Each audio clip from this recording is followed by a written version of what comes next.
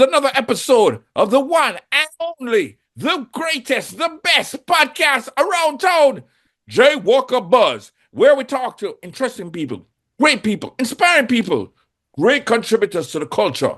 The one and only people them who bring up, inspire, and build up the culture. And I gotta say big respect to all the buzzies, the buzzettes, and the buzzers who support this station every time, because without you, we can't keep buzzing. So, ladies and gentlemen, my name is Jason Walker. It's JWalkerBuzz. We have some special guests today who are going to talk about some special events that are happening and to honor the country that orchestrated freedom in the Western Hemisphere, the first independent black nation. We're talking about Haiti. You know what we're talking about. Big up black man every time. Do something of a chore. Bookman. All of the people them. You know how it go. Ladies and gentlemen, we're going to have a special event coming up this weekend and have some special guests. We'll tell you about it. I'm going to allow them to introduce themselves and tell us about the event. Ladies. Good evening. Thank you so much, Jason. It's a pleasure and honor to be on your show. My name is Madeline Noel. I am chair of the Haitian Mobilization Committee, and I have my co-chair with us. Hi, everyone. Buzzers, buzzettes. My name is Emonde M. Prosper. Happy to be here. Tell us some of the initiatives that you guys have been involved with to help your community. And thank you for bringing that up because that makes everyone aware of how important what we're doing is, just because of the fact that with that kind of rhetoric or conversation, to have anything anti-immigration does make things quite difficult, especially when we're in a diaspora where there's Haitian Americans and then there's also Haitians that are coming in. So I would be first generation Haitian American. So a lot of the times support gets blurred because you just put the two people put the two together and don't recognize that both parties need services. So because of that, one of the things that the Haitian Mobilization Committee is very big on is supporting other organizations that support Haitian initiatives in various spaces. We truly, whenever we have conversations about what we are going to be a part of or what we're going to support, a lot of times we're saying we're not trying to reinvent the wheel. There's so many organizations here that are in place. They just need support for maybe it's promotion, maybe it's just to connect them with the right types of people, maybe it's the right elected official.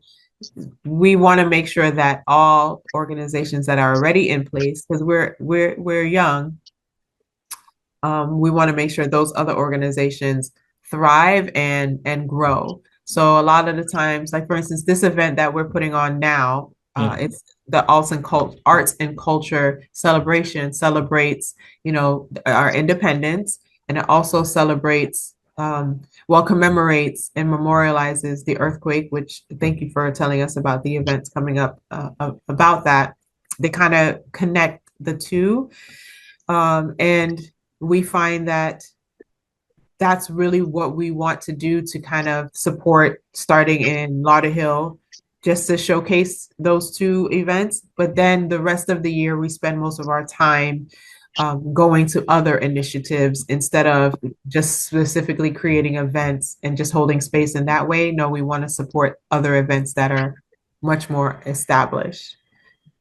Excellent. Of course, it's 10 days after the independence. How come you decided to do it so far after? Well, like I said, we're not reinventing the wheel. So there's a lot of events going on that day. I think I went to 3 events outside of going to my family member's house to get my soup. There were like 3 different events already that have have that annual staple. And I think it felt really good to be able to support them. Like I went to Soup and Champagne. That was amazing. I went to an event in Miramar. That was awesome. So I like the fact that our celebration continues within the month and we still get to support what other people do, which is what we are all about. So, but then we're right in the middle. We're right in the middle, like I said, with the earthquake, which is on the 13th of every year. So it falls. Excuse me, 12. I always get the. Forgive me, my Haitian people. Right? What were we talking about? 9/11? What if I would have said 9/12? That would have. Oh! Off the hand. My bad. So it's in between, right? So it's never too late. We've been talking about the mother of all nations all the time.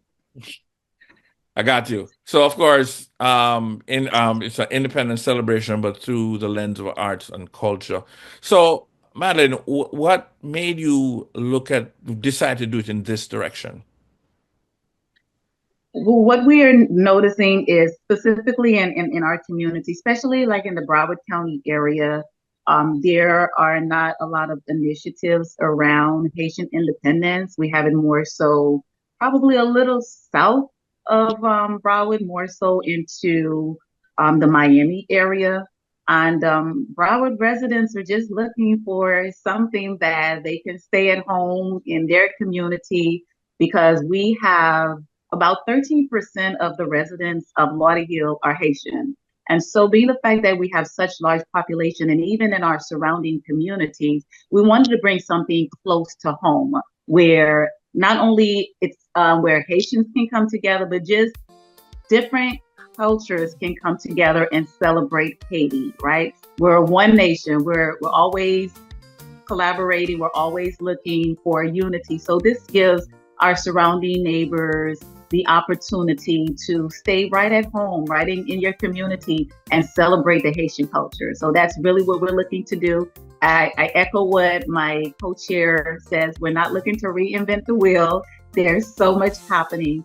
But again, this gives us an opportunity to reach out to other organizations, other entities that are already doing work in the community, but just how do we bring them together so that the community is aware of all of the resources that are accessible to them.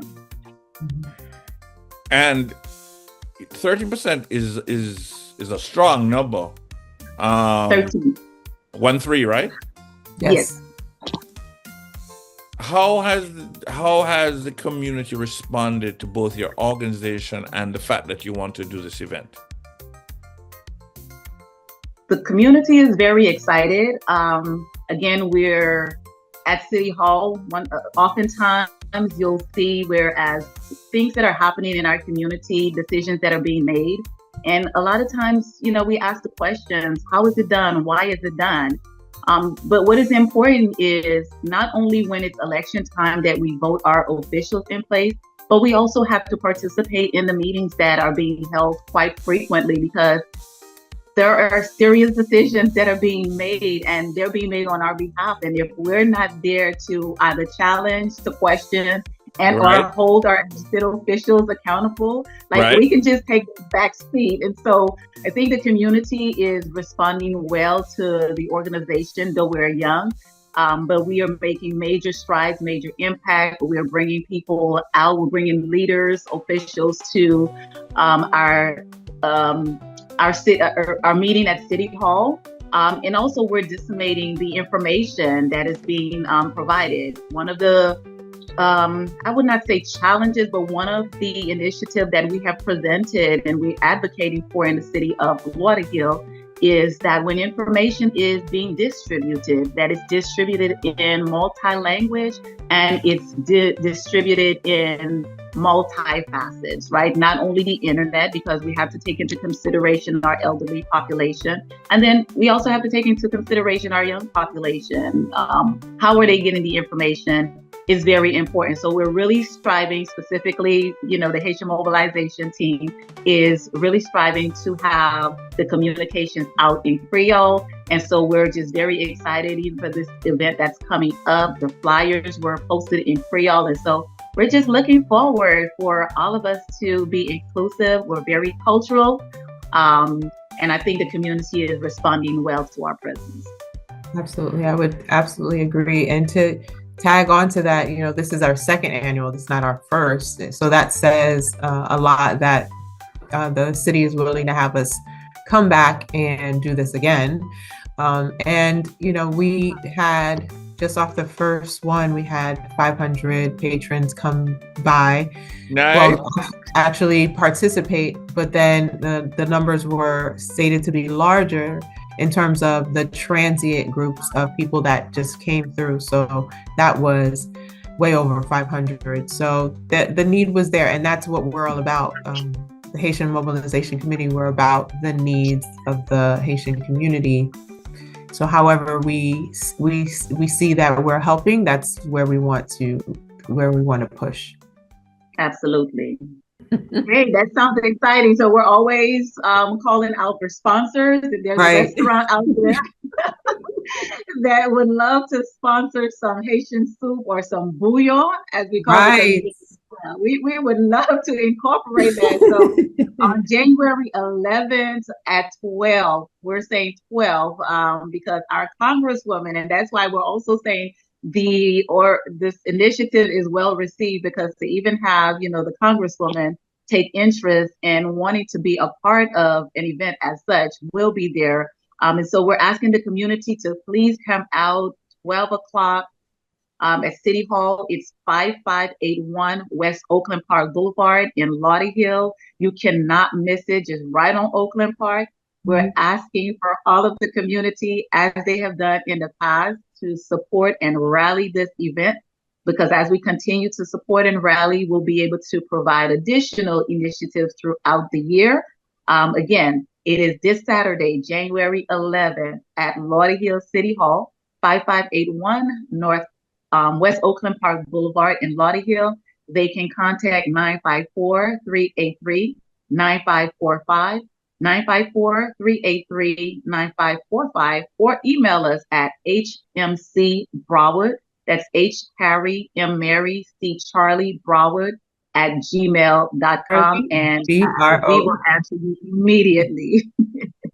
Can keep us buzzing. Big respect, guys, and I hope you have a wonderful Saturday as we celebrate the Haitian independence. Thank you. Thank you so